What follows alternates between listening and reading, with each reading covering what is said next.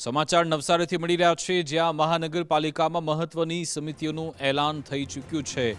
નવસારી મહાનગરપાલિકા, જેમાં 11 મહત્વની સમિતિઓની રચના કરવામાં આવી છે, જેની જાહેરાત થઈ અને અલગ અલગ નિયુક્તિ થઈ। મહાનગરપાલિકા બન્યા બાદ પ્રથમવાર અહીંયા ચેરમેન તરીકે નિમાઈ રહ્યા છે। તમામ સમિતિઓમાં 7 સભ્યોનો સમાવેશ કરવામાં આવ્યો છે। જાહેર બાંધકામ સમિતિની કમાન સુનિલ લાંજેવાડને સોંપવામાં આવી છે। પાણી પુરવઠા સમિતિની જવાબદારી દિવ્યકાંત પનારાને સોંપવામાં આવી છે।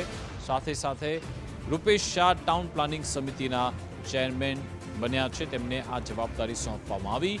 કાયદા સમિતિની કમાન કિરણબેન બલ્લાને સોંપવામાં આવી છે।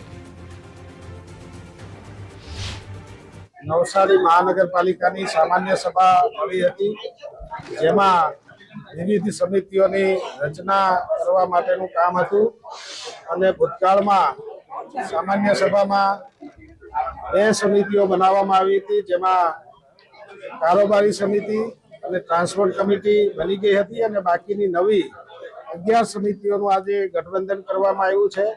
એના ચેરમેનો અને એના સમિતિના સભ્યોની આજ રોજ વરણી કરવામાં આવી છે। એમને હું ખૂબ ખૂબ શુભેચ્છા પાઠવું છું કે આવનારા 2.5 વર્ષ દરમિયાન એમને જે જવાબદારી સોંપવામાં આવી છે એમાં ખૂબ સારી રીતે કામગીરી બજાવી અને લોકોના પ્રશ્ન હલ કરે એવી એમને શુભેચ્છા પાઠવું છું।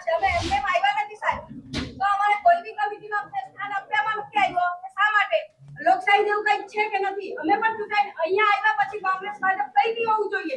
અહીંયા લોક પ્રતિનિધિ છે, બસ એટલું જ હોવું જોઈએ। તે માટે આપશ્રીને મારે કહેવું છે, તમે આ અન્યાય કેમ કર્યો? પૂછવું છે મારે આપશ્રી। આ વિરોધ પક્ષ નહીં આપો, સંખ્યાવાન નથી અમારી પાસે, પણ કમિટીઓમાં રચનામાં અમારો સાથ હોવો જોઈએ।